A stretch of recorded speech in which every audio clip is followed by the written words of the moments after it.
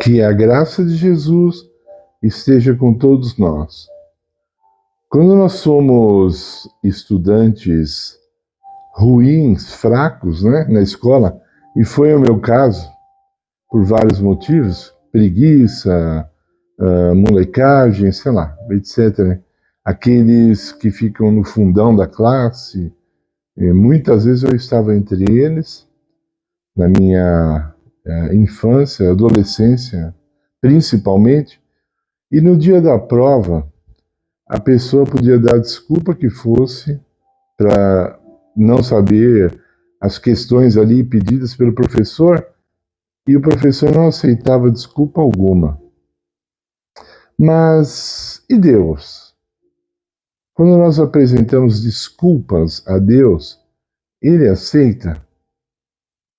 Bom, em Lucas capítulo 14, a partir do verso 15 até o verso 24, Jesus conta uma parábola e ali fala de pelo menos 3 pessoas apresentando desculpas para não aceitarem o seu convite de salvação. E é o tema do nosso canal falar sobre espiritualidade, falar sobre salvação, falar sobre comunhão com Cristo. E é claro que depois de tantos anos envolvido com Cristo, com o Evangelho, 40 anos aproximadamente, eu já ouvi muitas desculpas e eu mesmo dei muitas desculpas para ter pecado contra Deus. Nós temos uma tendência, quando nós reconhecemos a nossa falha, pelo menos internamente, de colocarmos externamente uma desculpa para que possamos continuar errados e ainda ter a aceitação das pessoas ao nosso redor. Isso é muito comum, não é? Infelizmente.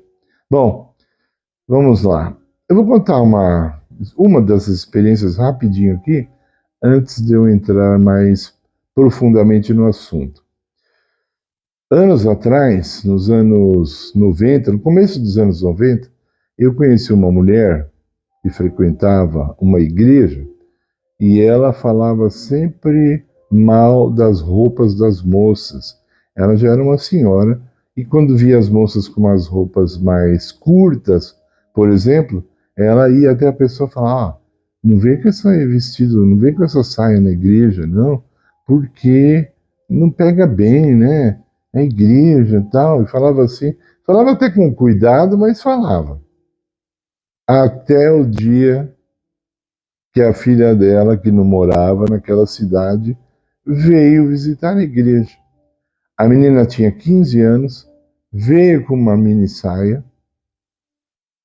chamou a atenção de muita gente, até porque a mãe sempre foi rigorosa. E agora estava a filha dela vestida com umas roupas até mais curtas do que daquelas moças que ela tentava corrigir. E aí, qual foi a desculpa? Eu, ao ouvir, ela disse: vocês viram a roupa da minha filha? Sorrindo assim. É, jovem, né? 15 anos. É fogo, né? Então, ela já arrumou uma desculpa. Agora, a idade servia como desculpa. Para as outras mulheres, não. Para as outras moças que ela quis corrigir, a desculpa não servia. Para a filha dela, ela apresentou a desculpa de ser jovem. Então, vamos analisar um pouco aqui algumas desculpas. Há pessoas, e são muitas, que dizem que gostariam muito de servir a Cristo melhor, mas elas não têm tempo, porque são pessoas que são empresários, né, por exemplo, e aí eles são, ou então, profissionais muito ocupados, muito bem-sucedidos, que têm muitos clientes ou têm muitos pacientes, e aí não sobra tempo para servir a Deus de maneira adequada, ou então nem de nenhuma maneira, não tem tempo. Acredita em Deus, pelo menos da boca para fora. Fala que Deus é importante na vida, pelo menos da boca para fora. Fala da importância da Bíblia em nossa vida espiritual, acima de tudo, mas fala também que não tem tempo para a Bíblia. pelo menos da boca para fora, não tem tempo, tá? Então, você pode falar assim, essas pessoas realmente, elas são muito ocupadas mesmo, não tem tempo. Aí você dá uma pausa aí. Você vai numa favela e pelo menos em 80%, eu diria, estou chutando esse número, tá? Não foi feito nenhum estudo. Estou falando em observação. Você já foi numa favela? Eu já fui. Então, se você chega numa favela, pelo menos 80% dos lares tem alguém lá que está desempregado, porque não consegue arrumar emprego, né? Ou então preso a algum vício, bebida ou droga, e não consegue arrumar emprego também. Mas vamos pegar as pessoas que estão bem, mas estão lá na favela desempregadas, bem de saúde, vai. Aí você chega para essas pessoas e fala da importância de servir a Deus, e elas se dão também alguma desculpa. Elas chegam quase a dizer também que não tem tempo. Mas a pessoa não trabalha, a pessoa não estuda e não tem tempo. Eu já falei aqui, por exemplo, de mendigos, né? Eu já falei e eu afirmo isso para vocês. Se os mendigos, moradores de rua, orassem de maneira séria, levando Deus a sério, eles não ficariam nessa posição por muito tempo. Você acha que eu estou exagerando? Então você não conhece a Deus. Se você estiver dizendo isso, você não conhece a Deus. Você fala que Deus é amor, mas você não acredita realmente no amor de Deus.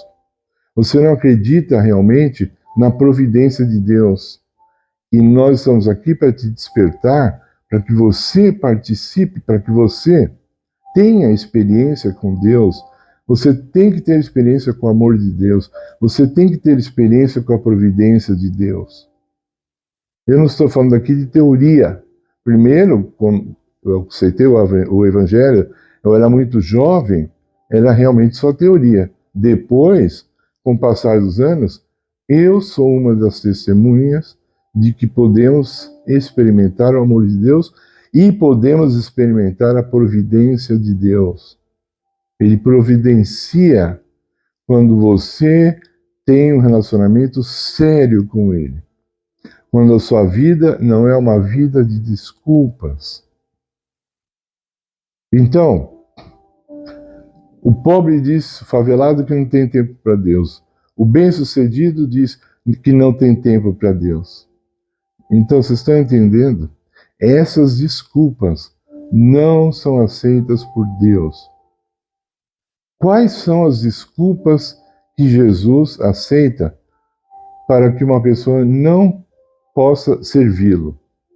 Ou por falta de tempo, ou por falta de dinheiro, ou por falta de alguma capacidade.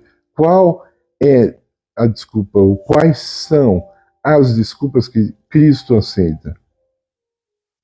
De acordo com a parábola, nenhuma. De acordo com o meu conhecimento, nenhuma. Não existe desculpa suficiente para livrar você de não servir a Cristo, de não acreditar em Cristo. Se você disser, eu não acredito em Deus por causa disso, essa desculpa para Deus não serve. Para o homem pode servir, para Deus não serve. Porque Ele está lá, disposto a ouvir a sua queixa. Deus está disposto a discutir com você sobre qualquer assunto. Em Isaías capítulo 1, o próprio Deus chama você para vir discutir com Ele. Se você falar assim, quando eu era criança, eu fui molestado sexualmente, e onde estava Deus? Fale isso com Ele. Não comigo, não com um pastor, não com um psicólogo. Fale com Ele, com Deus, em oração. Mas não fale só uma vez. Às vezes você está sendo muito arrogante, muito orgulhoso. Se você for com esse espírito diante de Deus, aí fica difícil de você obter uma resposta. Mas se você for humilde, se você estiver disposto a ouvir a resposta de Deus, Ele vai te dar. E vai te ajudar a livrar-se dessa situação, desse trauma, que é real, tá? Não estou falando que não seja sério, é algo real, algo sério, mas o poder de Deus é muito maior do que qualquer coisa. E está, esse é o ponto, esse é o principal, está à tua disposição, porque nós estamos lidando aqui com teoria. Às vezes você fala assim, mas o meu problema é enorme. Aí alguém fala para você, mas Deus pode solucionar. Você fala, eu não acredito, aí não tem como resolver. Não tem, se você mesmo está botando um limite em Deus, um bloqueio naquilo que Ele pode fazer, isso é uma coisa que desagrada a Deus. Hebreus 11, verso 6, sem fé é impossível agradar a Deus. Então eu faço a pergunta para você, qual é a desculpa que você está apresentando para não servir a Cristo? Qual é a desculpa que você está apresentando para não ter tempo de comunhão com Cristo? Você não tem tempo para orar, você não tem tempo para estudar a Bíblia, você não tem tempo para meditar, você não tem tempo para adorar a Deus. Se você apresenta essas desculpas do tempo, que mais? Da sua saúde ou da sua falta de fé, ou porque você não acredita nos homens, ou porque você já teve experiência com um pastor corrupto, ou com uma igreja corrupta, e foi provado que tal igreja rouba dinheiro mesmo, ou a maioria rouba dinheiro dos membros, ou todas roubam, e elas estão roubando também a tua fé. Você está deixando?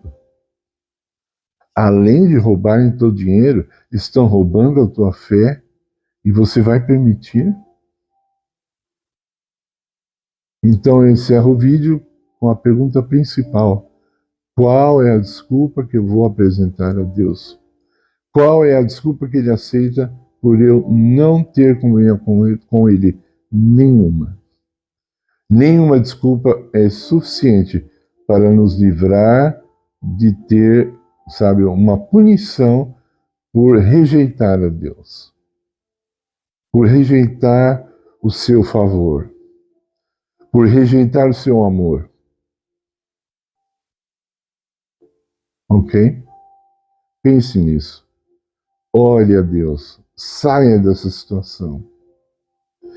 E agora eu peço que você deixe o like no nosso vídeo. Nós estamos precisando demais do apoio de vocês. Precisamos que vocês se inscrevam no canal, se ainda não são inscritos. Ok? Compartilhe o vídeo, porque isso nos ajuda muito o nosso trabalho. Ok? E se você estiver disposto também a nos ajudar de maneira financeira, tem aí também o nosso Pix, que você vai colaborar com o nosso trabalho para que ele melhore, de várias formas. Ok? Podemos falar sobre isso outra hora. Por enquanto é só. Oramos tudo, pedimos tudo e agradecemos tudo em nome de Jesus. Amém.